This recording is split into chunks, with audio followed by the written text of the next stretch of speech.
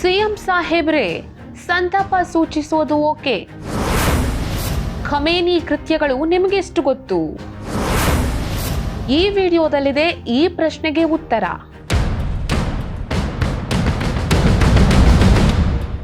Iran ಸರ್ವೋಚ್ಚ ನಾಯಕ ಆಯತೊಲ್ಲಾ Khamenei ಅವರ ಸಾವಿಗೆ ರಾಜ್ಯದ ಮುಖ್ಯಮಂತ್ರಿ ಸಿದ್ದರಾಮಯ್ಯ ತೀವ್ರ ಸಂತಾಪ ವ್ಯಕ್ತಪಡಿಸಿದ್ದಾರೆ. ಧಾರ್ಮಿಕ ನಾಯಕ ಖಮೇನಿ ಅವರ ಆತ್ಮಕ್ಕೆ ಚಿರಶಾಂತಿ ಸಿಗಲಿ ಅಂತ ಹಾರೈಸಿದ್ದಾರೆ. ಅಷ್ಟೇ ಅಲ್ಲ, ಅವರ ಸಾವಿಗೆ ಕಾರಣವಾದ ಅಮೆರಿಕ ಮತ್ತು ಇಸ್ರೇಲ್ ದಾಳಿಯನ್ನೂ ಸಹ ಕಟುವಾಗಿ ಶಾಂತಿ ಮಂತ್ರ ಜಪಿಸುತ್ತಲೇ ಅಮೆರಿಕ ಇಂಥ ಕಾರ್ಯಕ್ಕೆ ಕೈ ಹಾಕಿದ್ದು ಖಂಡನೀಯ ಎಂದಿದ್ದಾರೆ.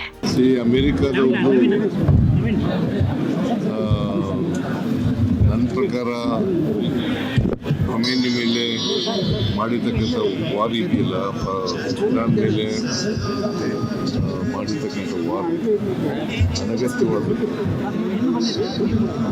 ಏನಾದ್ರು ಇದ್ರೆ ಈಗ ಒಂದು ಕಡೆ ಶಾಂತಿ ಮಂತ್ರ ಹೇಳ್ತಾರೆ ಅಮೆರಿಕದ ಟ್ರಂಪ್, ಇನ್ನೊಂದು ಕಡೆ ಯುದ್ಧ ಮಾಡ್ತಾರೆ. ಇದು ತದ್ವಿರುದ್ಧವಾದಂಥ ನಿಲುವು. ಇದನ್ನು ನಾನು ತೀವ್ರವಾಗಿ ಖಂಡಿಸ್ತೇನೆ. ಖಮೇನಿ ಹತ್ಯೆ ಆಗಿದೆ, ಅವರ ಆತ್ಮಕ್ಕೆ ಚಿರಶಾಂತಿ ದೊರಕಲಿ ಅಂತೇಳಿ ನಾನು ಪ್ರಾರ್ಥನೆ ಮಾಡ್ತೇನೆ. ಒಂದು ದೇಶದ ಸರ್ವೋಚ್ಚ ನಾಯಕ ಮೃತನಾದಾಗ ಮತ್ತೊಂದು ದೇಶದ ಜನಪ್ರತಿನಿಧಿಗಳು ಸಂತಾಪ ಸೂಚಿಸುವುದು ಸಂಪ್ರದಾಯ. ಅದರಂತೆಯೇ ಸಿದ್ದರಾಮಯ್ಯ ಅವರು ಮಾಡಿದ್ದಾರೆ. ಇದರಲ್ಲಿ ಖಂಡಿತ ತಪ್ಪೇನಿಲ್ಲ. ಈ ಸಂದರ್ಭದಲ್ಲಿ ಅವರು ಖಮೇನಿ ಅವರನ್ನ ಕೇವಲ ಧಾರ್ಮಿಕ ನಾಯಕನನ್ನಾಗಿ ನೋಡಿದ್ದಾರೆ. ಆದ್ರೆ ಖಮೇನಿ ಕೇವಲ ಧಾರ್ಮಿಕ ನಾಯಕನಾಗಿರ್ಲಿಲ್ಲ, ಒಂದೇ ದೇಶದ ಸರ್ವಾಧಿಕಾರಿಯಾಗಿದ್ರು. ಇವಿಷ್ಟೇ ಅಲ್ಲ, ಜಾಗತಿಕ ಶಾಂತಿಗೆ ಅವರು ತೊಡಕಾಗಿದ್ರು ಅನ್ನೋದು ಬಹುಶಃ ಸಿದ್ದರಾಮಯ್ಯನವರಿಗೆ ಗೊತ್ತಿರ್ಲಿಕ್ಕಿಲ್ವೇನೋ. ಇನ್ನೂ ಒಂದು ವಿಷಯ, ಭಾರತದ ಸಮಗ್ರತೆ ಬಗ್ಗೆಯೂ ಖಮೇನಿ ನಮ್ಮ ಹಿತಾಸಕ್ತಿಗೆ ವಿರುದ್ಧವಾಗಿ ಮಾತನಾಡಿದ್ರು. ಇವೆಲ್ಲವನ್ನು ಸಿದ್ದರಾಮಯ್ಯನವರಿಗೆ ನೆನಪಿಸುವಂತಹ ಕಾರ್ಯವನ್ನ ನಾನು ಈ ವಿಡಿಯೋ ಮೂಲಕ ಮಾಡ್ತಿದ್ದೇನೆ. ಮಯನ್ಮಾರ್, ಗಾಜಾದಲ್ಲಿ ಆಗ್ತಾ ಇರೋ ಹಾಗೆ ಭಾರತದಲ್ಲೂ ಮುಸ್ಲಿಮರ ಮೇಲೆ ಆಕ್ರಮಣ ಆಗ್ತಾ ಇದೆ. ಇದು ಇಸ್ಲಾಮಿಕ್ ಬ್ರದರ್ಹುಡ್ ಪ್ರಶ್ನೆ. ಇದನ್ನೆಲ್ಲ ನೋಡಿಕೊಂಡು ನಾವು ಸುಮ್ಮನೆ ಕೂರೋದಕ್ಕೆ ಹೇಗೆ ಸಾಧ್ಯ? ಹೀಗೆ ಟ್ವೀಟ್ ಮಾಡಿದ್ರು ಖಮೇನಿ. ಆ ಮೂಲಕ ಗಾಜಾದ ಪರಿಸ್ಥಿತಿಗೆ ಭಾರತವನ್ನ ಹೋಲಿಸಿ ಜಗತ್ತಿಗೆ ತಪ್ಪು ಸಂದೇಶವನ್ನ ರವಾನಿಸಿದ್ರು. ಭಾರತದಲ್ಲಿ ನಡೆದಿರೋ ಮುಸ್ಲಿಮರ ಮಾರಣ ಹೋಮಕ್ಕೆ ವಿಶ್ವದ ಮುಸ್ಲಿಮರ ಹೃದಯ ಮಿಡಿತಾ ಇದೆ. ಭಾರತ ಸರ್ಕಾರ ಹಿಂದೂ ಉಗ್ರರನ್ನ ಹತೋಟಿಗೆ ತರದಿದ್ರೆ ಆ ದೇಶ ಮೂಲೆ ಗುಂಪಾಗಲಿದೆ ಅಂತ ಭಾರತಕ್ಕೆ ಬಿಟ್ಟಿ ಪಾಠ ಮಾಡಿದ್ರು.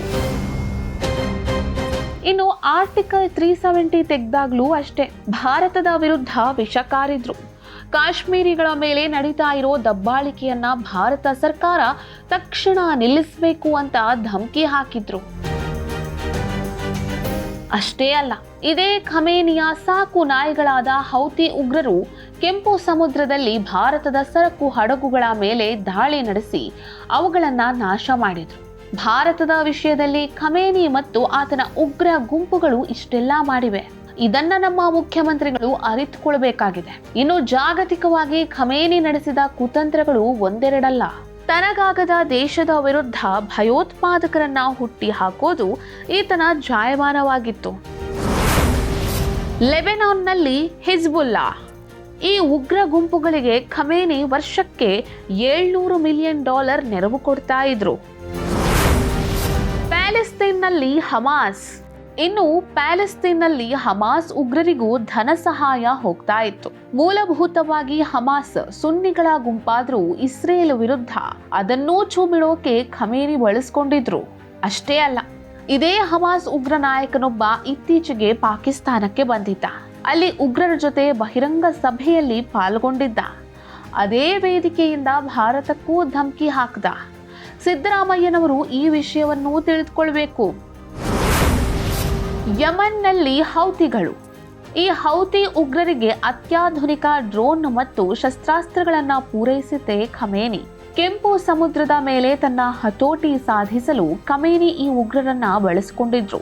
ಇವಿಷ್ಟೇ ಅಲ್ಲ, ಸಿರಿಯಾ, ಸೋಮಾಲಿಯಾ ಸೇರಿದಂತೆ ಅನೇಕ ಮುಸ್ಲಿಂ ರಾಷ್ಟ್ರಗಳಲ್ಲೇ ಉಗ್ರ ಸಂಘಟನೆಯನ್ನ ಹುಟ್ಟು ಹಾಕಿದ ಕೀರ್ತಿ ಆಯತೊಲ್ಲಾ ಖಮೇನಿಗೆ ಸೇರಬೇಕು. ತೀರಾ ಇತ್ತೀಚೆಗೆ ಇಸ್ರೇಲ್ ವಿರುದ್ಧ ದಾಳಿ ಮಾಡಲು ಖಮೇನಿ ಬಳಸಿಕೊಂಡಿದ್ದು ಇದೇ ಹಿಜ್ಬುಲ್ಲಾ ಹೌತಿಗಳನ್ನ.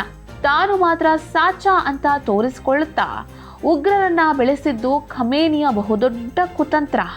ಧಾರ್ಮಿಕ ನಾಯಕನ ಆತ್ಮಕ್ಕೆ ಚಿರಶಾಂತಿ ಬಯಸುವ ನಮ್ಮ ಮುಖ್ಯಮಂತ್ರಿಗಳಿಗೆ ಈ ವಿಷಯವೂ ಗೊತ್ತಿರಬೇಕಾದದ್ದು ಅಗತ್ಯ.